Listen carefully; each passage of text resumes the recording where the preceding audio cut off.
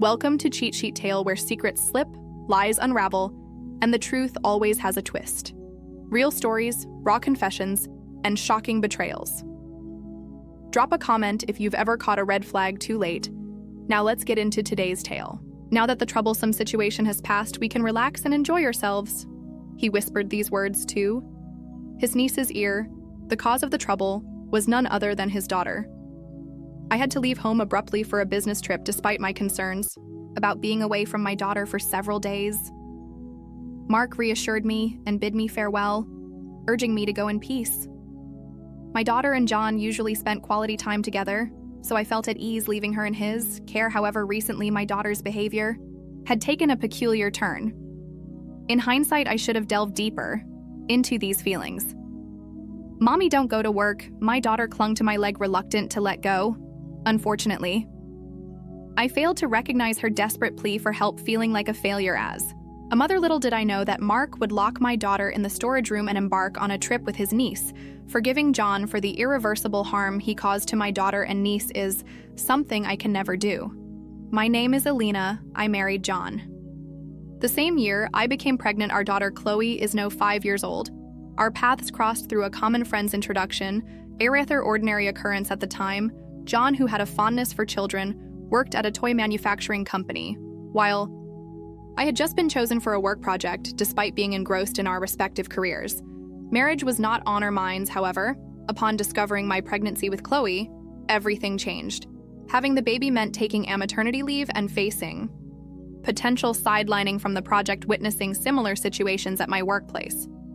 I felt disheartened about my professional future, yet John consoled me, expressing his willingness to quit his job and become a full-time stay-at-home dad he'd taken his current job with the hope that our future kids would play with the toys he helped create. John had already played a role in developing several products, some of which were already on the market. His dream was for me to fulfill my potential. These words prompted me to decide to have our daughter. I explained the situation to my company and returned to work 3 months after giving birth. Despite a slight gap, I managed to stay on the project, gaining valuable experience returning to work. So soon after childbirth was challenging, but the thought of John and Shantho waiting at home fueled my determination, currently leading a newly launched project. I strive to leave work on time by working remotely during weekdays, all the weekends. Work and business trips are sometimes inevitable. My daughter remained supportive, encouraging me with strong words. The concept of a full-time stay-at-home dad was not fully understood by society, but as a family we harmonized our roles, leading to a happy life. One day, my sister-in-law discussed her divorce with her husband. 10 years her senior, had frequent clashes due to differing opinions. The final straw was when he raised his hand against her. The divorce brought relief to my sister-in-law, who no longer had to witness her daughter Maya cry. Maya, an 11-year-old, had experienced the violence firsthand, prompting the decision to divorce. John, with his usual sense of humor, offered support, jokingly saying, "If you ever need anything, just say the word, I'm always home." Although it brought laughter, we nodded in agreement with Mark's sentiment. His words played a crucial role when Mark decided to quit his job and become a full-time stay-at-home dad. It's not about being a man or a woman these days, whoever can do it. Should without my sister-in-law's support, we might not have maintained a good relationship with our in-laws. Our happiness owes part of its existence to her expressing gratitude. She mentioned considering a move to our neighborhood. We welcomed the idea, ensuring her that it wouldn't be a bother facing the need to leave the rental apartment shared with her ex-husband. She pondered returning to her in-laws' house an hour away. However, this would complicate her commute and Maya would have to change schools. Fortunately, our house was within Maya's school district. They found a vacant apartment nearby and decided to move in, suggesting that we look after Maya after school. Until her mother finished work, John and I agreed. Despite me sister-in-law's initial concerns about being overprotective, our proximity allowed us to keep a close eye on Maya, making Jay's role vital in the process. With Maya in our care during her mother's working hours, we began a new chapter in our family life, living nearby. My daughter and her cousin quickly adapted to the routine. Initially, everything seemed to be going smoothly. However, my daughter's sudden resistance to being apart from me raised questions. Accustomed to seeing me off to work from a young age, I assumed she was comfortable with the routine. Was she feeling lonely? Or was there another source of anxiety? Puzzled by her behavior, I attempted reassurance. "Mommy's just going to work. I'll be back tonight." Despite my attempts, My daughter clung tighter, revealing her inner turmoil. Concerned, I discussed the situation with John, who, optimistically, suggested that perhaps something happened at preschool, assuring me that Maya's presence would provide comfort. Mark believed they might share secrets and alleviate any concerns my daughter had. Hoping this was the case, I refrained from pressing my daughter for answers. My daughter and Maya formed a close bond, with Maya treating her like a little sister, observing their camaraderie. I believed my daughter's behavior was a passing phase. As my workload approached a lull, I planned to take leave and spend quality time with my daughter. Soon, however, unexpectedly, a business trip arose requiring my absence for 5 days.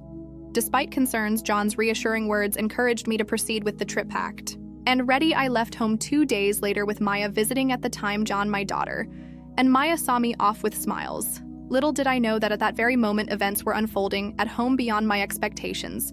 John exhibiting signs of departure raised anxious questions from Maya. Isn't Chloe coming with us? John, to ease Maya's worries, fabricated a story about Chloe joining me on the business trip upon my return. Convinced by the tale, Maya accepted the explanation, and Mark directed my daughter to find a non-existent item in the storage room before my return. Chloe, believing her father's words, ventured into the storage room. Unbeknownst to her, Mark closed the door from the outside, oblivious to the unfolding situation. My daughter did not notice the eye. Dr. Being shut John, muttering about the nuisance being gone, left with Maya for their try-pun, knowingly leaving my daughter trapped in the storage room upon Jay's return. 4 days later, he cheerfully chatted with a saddened Maya, blissfully unaware of the events. In his absence, Mark was shocked when he saw the storage shed and remembered he had left his daughter behind, panicking. Maya rushed to the shed, where an unidentifiable liquid seeped out from under the door. Mark, attempting to stop Maya, confessed the truth about leaving Chloe behind. Maya, in shock, tried to open the shed door, only to be halted by Mark. The revelation left her devastated. The realization that Chloe was left in the shed, contrary to what Mark had assured her, prompted Maya to blame him. Mark, trembling and admitting his mistake, faced Lay's accusations. Witnessing this, I finally spoke up, questioning Jay's actions. My voice, cold and filled with anger, sent chills down my spine. Even my daughter, standing beside me, mirrored the intense emotions. Mark, turning around to face us, was frozen in shock. Elena, contrary to Mark's astonishment, Maya burst into tears upon seeing Chloe, hugging Chloe tightly. Maya expressed relief that she was safe. Chloe, avoiding eye contact with Mark, reciprocated Maya's embrace. I couldn't help but wonder about the emotional toll these events had taken on the innocent children. I stood protectively in front of my daughter Chloe and niece Maya, yet Mark showed faint concern. "I'm glad you're safe," he muttered towards Chloe. "Glad she's safe after you left her behind." "What are you saying now?" Chloe said she wanted to be with you. "And why are you here, Elena? Weren't you on a business trip? You were supposed to return tomorrow." "Oh, so you thought you'd be back before I got home? Could it be that you often leave Chloe like this when I'm away?" Mark fell silent at my words. His silence was more affirming than anything else. "I've already heard the story from Chloe. I'll be hearing it from Maya as well." Turning to Maya, who was still embracing Chloe, she met my gaze firmly and nodded as if she had made a decision. The fact that I was able to rescue my daughter Chloe was a stroke of sheer luck. The thought of what could have happened if my business trip dates hadn't changed sends shivers down my spine. On the day I was supposed to leave, I indeed boarded the Amtrak. However, I received a sudden notification that the trip was canceled, so I got off the train mid-journey and returned home. Since the trip was called off, I could return home directly, arriving earlier than my usual time. Finally, I would have a chance to talk with Chloe. I took a taxi from the station, rushing home. As I got out of the taxi and approached the front door, I heard a voice calling, "Mommy." Thinking Chloe had seen me and was running towards me, I turned towards the voice, only to be shocked. Chloe's voice was coming from inside the storage shed. Chloe, in a panic, I'd opened the shed door to find my daughter. They're drenched in sweat and sobbing uncontrollably. At her feet lay the burst remnants of a water-filled bouncy ball I'd given her. This toy was developed by John when he was still working at the toy manufacturer. I had given it to Chloe, hoping to cheer her up when she first started showing signs of distress. Apparently, she panicked when she realized the door was shut, either throwing or stepping on the ball, causing it to burst, the liquid seeping out of the shed was from this ruptured bouncy. Ball the floor was also scattered with Chloe's old clothes. What happened? Why are you in here? I hugged my crying daughter and asked her what she told me, then ignited a fury in me the likes of which I had never felt before in my life. Chloe said, "You asked her to look for me jewelry. She's deeply shocked both from being left behind and being locked in the door wasn't locked. I thought she would come out on her own. Being suddenly shut in is frightening. Even for adults, it's not surprising. She panicked and couldn't open it, and I've heard about the usual situation. Now I finally understand why Chloe started acting out. My husband would have noticed the cause. After all, he was the cause of it. After we started looking after Maya, Mark began to favor her, neglecting Chloe. My daughter felt increasingly lonely as Mark paid attention only to Maya. But Chloe, caring for me and my busy schedule, could only express her feelings in such a way. It seems she also knew Maya was troubled by Mark's behavior. The photo of them whispering might have been taken while they were discussing this. Chloe really wanted to talk to me about Maya and hoped I could help in some way. However, Chloe didn't have the right words to accurately convey this, unsure of how to express it to me. Chloe's words to me were hesitant, yet she cared deeply for Maya, despite feeling lonely herself. What a kind-hearted child she is.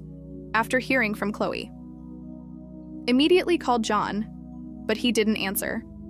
No matter how many times I called, usually, he would call back right away, and it was unusual for him not to answer. Something was wrong. Believing this, I reached out to my sister-in-law during this conversation.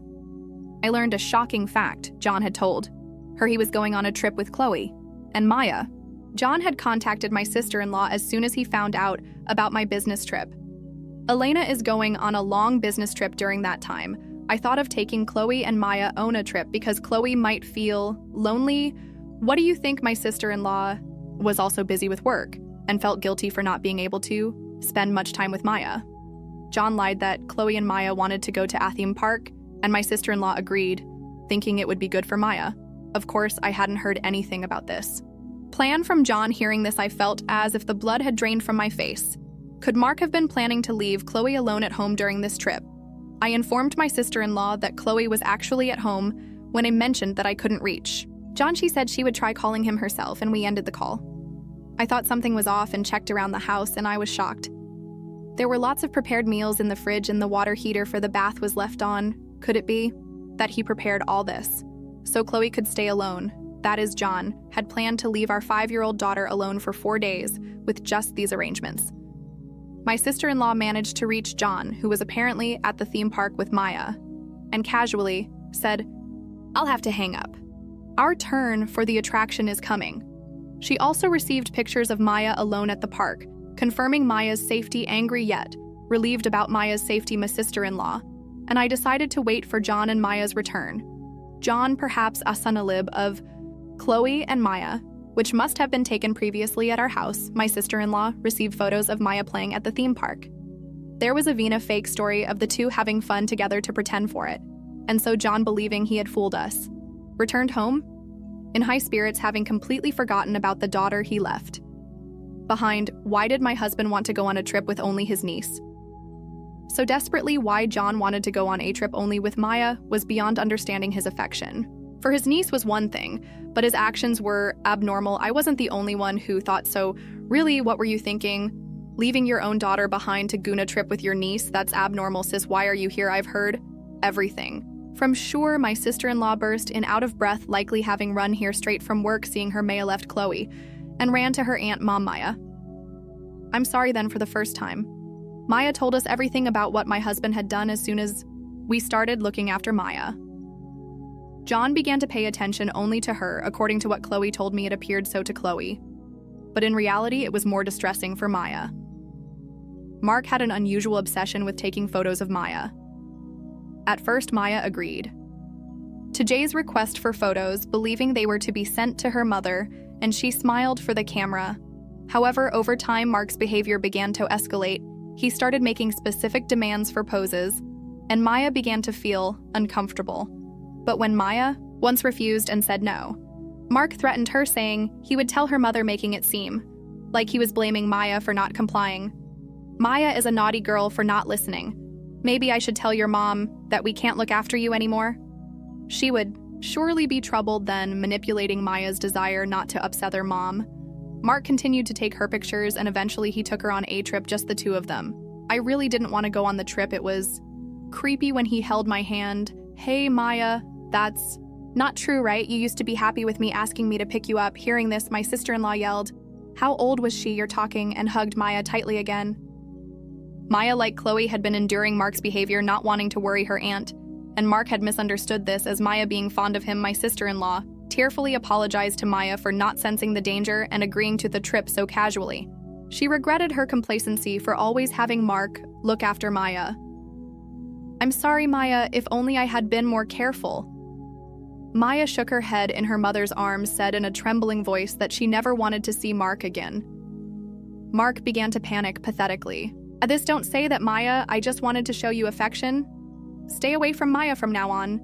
But then my sister-in-law demanded he delete the photos and snatched his phone from him. In his panicked state, however, upon seeing the photo folder, she was lost for words. There was an abnormal amount of photos of Maya saved. Maya's expressions in the photos seemed like forced smiles, but it was clear she was frightened.